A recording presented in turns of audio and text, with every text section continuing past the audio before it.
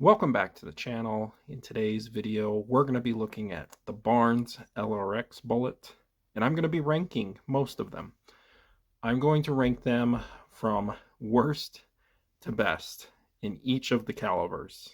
Barnes makes LRX bullets for almost all of the calibers, and we're going to find out which of the LRX bullets in each caliber is a winner and which one is one you probably should pass on. Hope you enjoy the video. You might be wondering, how am I going to rank each of these LRX bullets with being in different calibers and all? Well, number one, I want to see what the BC is, and I'm going to compare the LRX BC to popular other hunting bullets that are around that weight, within around 5 grains, to see if it's right at, above, or below what other popular hunting bullets are. Now, most of the bullets, I will not be comparing them to high BC lead bullets. I'm just going to compare them to your regular SST, AccuBond, ballistic tip, those types of bullets. The next thing I'm going to grade them on is the twist rate that it requires. Now, a lot of cartridges and rifles are switching to faster twist rates, but there's still most of them out there. Well, they're slower twist rates. So we're going to find out how it compares and what type of twist rate you need to shoot an LRX bullet. I want to compare the LRX to the Barnes tipped triple shock bullet. So most of the LRX have a Barnes TTSX that is almost similar in weight. I want to see how much of an advantage in BC you get with using an LRX over a tipped TSX. Starting in at dead last, number 17. Now, this bullet's a very good bullet, and it just might be the most popular LRX bullet because it's in 6.5 millimeter, but it is the 120 grain LRX with a pretty mediocre BC of 0.468. And even for a monolithic bullet, that's it's just not that great. Now, compared to a 120 grain TTSX, it does have a bit of an advantage.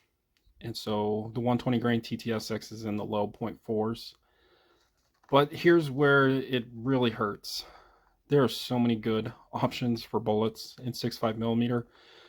Most 6.5 millimeter bullets in the 130 grain category are going to have better BC. So this is last just because it doesn't even have or better BC than its counterparts. I'll try to get through this pretty quickly. A 168 grain LRX in 7 millimeter. BC is okay, 0.550. It's not bad. And it certainly has a good advantage over a 150 grain TTSX.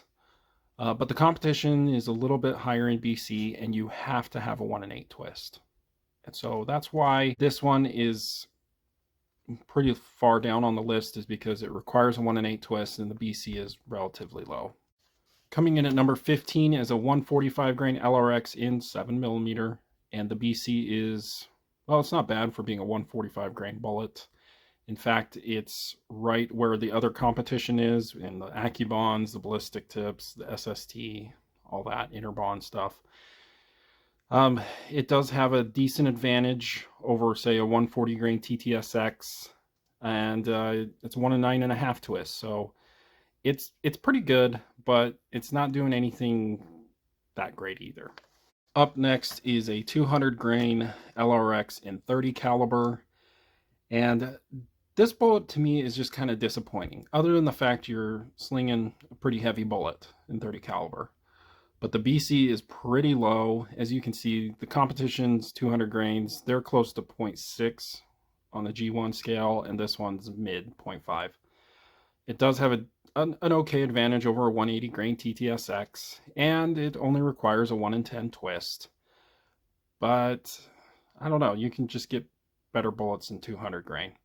Okay, number 13, we have the 265 grain LRX in 338 caliber.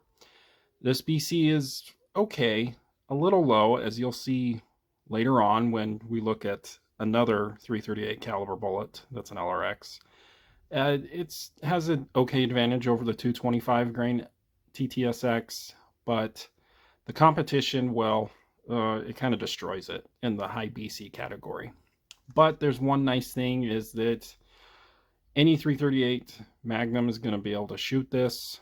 You're just going to want it powerful enough to have it shooting somewhat fast. Number 12, I think this is a really good bullet. If you have a 1 in 7 twist. So that's the issue. So it's 77 grain LRX in 223 or 224 caliber. A BC of 0.404, and even compared to the highest of BC bullets, it's right there. So it's a really good option if you have 1 in 7. That's really what holds this thing back, is you have to have the fastest twist rate to shoot this bullet. Coming in at number 11 is a 190 grain LRX and 30 caliber. The BC is 0.541. This one is better than the 200 grain because you almost have the same BC and it's 10 grains lighter, so it's going to be going faster. It has a decent advantage over 180 grain TTSX, and it's at least closer in BC to the 190 grain bullets for its competition. You do need a 1 in 10 twist, which every single 30 caliber rifle has. Okay, you've made it this far. Now we're into the top 10. This is a 208 grain LRX out of a 30 caliber. Has actually a pretty darn good BC of 0.633, and then a fairly good advantage over 180 grain TTSX. Now you do need a 1 in 8.5 twist, and it's just a little bit below the competition. You know, when we're getting above 200 grains, most of the bullets are going to be the really high BC bullets, and so we kind of have to compare it to the LRX. But it's a pretty darn good bullet. Now, the only drawback is you're going to have a 300 PRC or a custom 30 caliber to shoot this.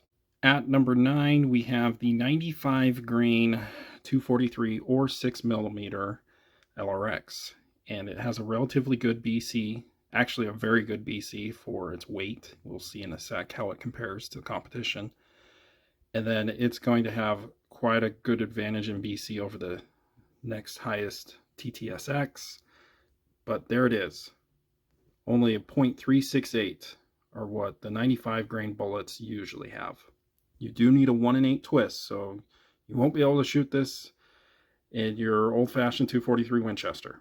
At number 8 is the 139 grain LRX in 7mm. The BC is relatively decent, 0.470. It does have an okay advantage over a 140 grain TTSX, and it's pretty close to what the competition is doing. So it's not bad. You only require 1 in the 9.5 twist. So why is this one so high up compared to, say, like a 127 LRX and 6.5?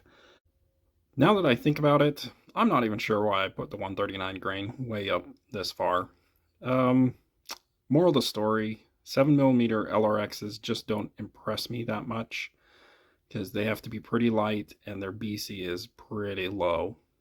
But this is a darn good bullet for, say, a 7mm 08. At number 7, we're back to 30 caliber. This is a 175 grain, and the BC is pretty darn good for being a 175 grain bullet. Now, this has the least advantage over a TTSX, but here's why. The TTSX is a 180 grain, so it's actually a heavier bullet, so it already has an advantage to it. But it still has a little bit better BC. And then versus other 180 grain bullets, it actually has better BC than most of them. And you only need a 1 in 11 twist. This is 30 caliber. So that's why it's so high, is that it's a pretty high BC bullet for being a 175 grain. At number 6 is the 280 grain in 338.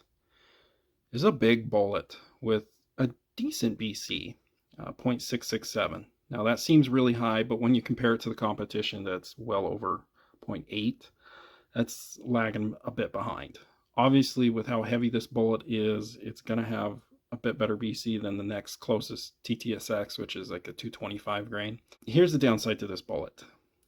It is really heavy. So you're going to need the biggest 338 Magnum to even get this to shoot 2,800 feet per second. We are now to the top 5. Congrats on making it this far. At number 5 is the 101 grain in 257 caliber. Now, the BC is one of the lowest, 0.400. But when you think about the cartridges that shoot this 101 grain, they're pushing this bullet extremely fast, like a 257 Weatherby. Anyway, you know, Barnes makes a 100 grain TTSX, so this higher BC is really impressive because it's only 1 grain heavier. And then it also beats most of the lead core bullets that are in the 100 grain class, and you only need a 1 in 10 twist. All around, this bullet is awesome. Coming in at number 4 is probably the newest LRX edition. This is a 155 grain in 270 caliber. So it has a relatively good BC, 0.540, and then it has quite the advantage over the next biggest TTSX, which is only a 130 grain, so that's why. But the competition, well, it can't match the LRX BC. You do need a 1 in 8 twist, so this is specifically for a 6.8 Western or any custom 270 cartridge. Coming in at number 3 is another 277 caliber. It's the 129 grain LRX. So why is this one so high up? Well, it has a very good BC for the weight, 0.463. The average BC for a 130 grain is definitely lower than that. And it has a decent advantage over a 130 grain TTSX. So this bullet's technically a little lighter and has a lot higher BC. So it only requires a 1 in 10 twist. I think this bullet is absolutely perfect for a 270 Winchester, a 270 WSM, and a 270 Weatherby. Just imagine this in a 270 Weatherby where it's going 3,450 feet per second. At number 2 is the 250 grain in the 338 caliber. So the 265 grain has a lower BC. That's why it was so much higher on the list. This has a really good BC of 0.602 and has a decent advantage over the next biggest TTSX, which is a 225. And again, it has a higher BC than most of the bullets that are in the 250 grain range. It only requires 1 in 11, so every 338 will be able to shoot it. The only downside I see to this is that you're going to want a bigger magnum to shoot one of these. Alaskan Ballistics has tested the 250 grain LRX in a 338 Win Mag, and the 338 Win Mag is just not big enough. It was only pushing at like 2,600 feet per second. At number 1 is a 212 grain in 30 caliber. Before this video, I've never even heard of the 212 grain LRX in 30 caliber, but here's why it's number 1. It has an extremely high BC for a 212 grain bullet. In fact, it beats just about every single high BC lead bullet. And it has, of course, a huge advantage over a 180 grain TTSX in BC. The only downside is this requires a 1 in 8 twist, so this is going to be an awesome bullet for you 300 PRC shooters or for those that build a custom 30 caliber rifle. Let me know what you think of how I ranked these. I'm sure you disagree with a certain number of them. Thanks for watching.